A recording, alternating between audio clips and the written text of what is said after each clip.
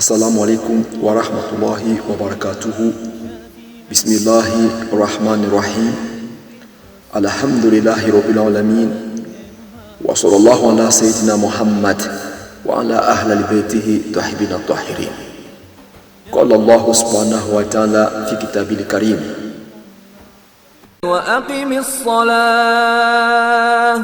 إن الصلاة تنهى عن الفحشاء والمنكر. Ce verset nous dit, en effet, la prière empêche l'homme de tous ceux qui sont blâmables et de tout péché. C'est-à-dire, la prière purifie l'homme. C'est-à-dire, la prière nettoie l'homme. Aujourd'hui, j'ai voulu parler avec vous à propos de l'état de la prière. Comment connaître si votre prière est acceptable ou inacceptable par Dieu? Bien sûr, il y a parmi nous qui peuvent dire que c'est le Dieu qui connaît l'état de la prière de chacun de nous. On n'en disconvient pas. C'est Dieu qui connaît l'état de la prière de chacun de nous. Et c'est Dieu qui donne les salaires de la prière. Mais moi aujourd'hui, je vais vous montrer une expérience.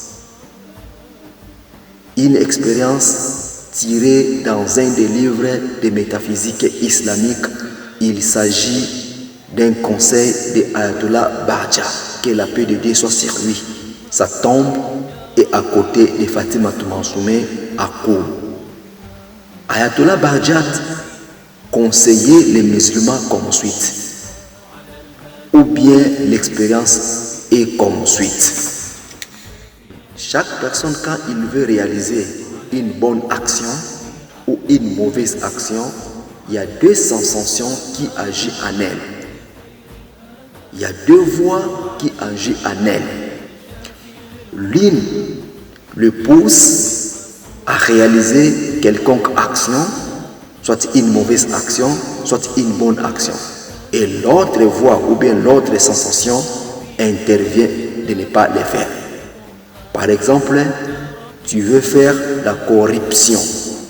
Quand tu veux faire la corruption, il y aura deux voies ou bien des sensations qui vont agir. L'une te poussera à faire la corruption et l'autre va intervenir de ne pas le faire. Si tu le fais, cela prouve que votre prière n'est pas acceptable par Dieu ou tu ne fais pas bien la prière. Il y a beaucoup d'exemples. Tu veux voler, tu veux fumer des chanvres. À chaque fois que tu veux faire une mauvaise action, il y aura deux voies ou bien deux sensations qui vont agir. L'autre ligne te poussera à le faire et l'autre va intervenir de ne pas le faire. Si tu le fais, comme il s'agissait d'une mauvaise action, cela veut dire que ta prière n'est pas dans un bon état. C'est vice-versa pour les bonnes actions. Par exemple, tu veux partir au mosquée, tu veux donner les sadaka. À chaque fois que tu veux faire une bonne action, il y aura aussi des sensations qui vont agir. L'une te poussera à le faire et l'une va intervenir de ne pas le faire. Comme il s'agit d'une bonne action, si tu le fais, c'est l'une des preuves que ta prière est en bon état. Parce que la philosophie de la prière est d'empêcher l'homme de tous ceux qui sont blâmables et de tout péché à travers ces versets. وأقم الصلاة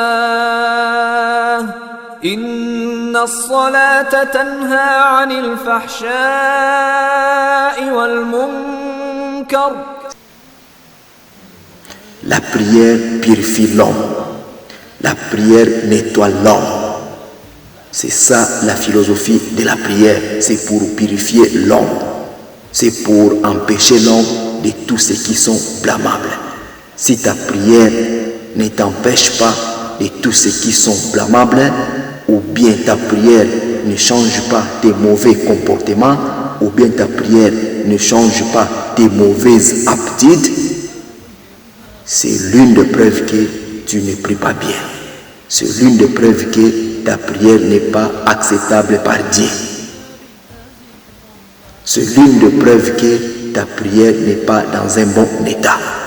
Parce que la philosophie de la prière, c'est empêcher l'homme de tout ce qui sont blâmables et de tout péché et de tout mauvais comportement et de toutes tes mauvaises habitudes. Suivons ces versets. وأقم الصلاة إن الصلاة تنهى عن الفحشاء والمنكر.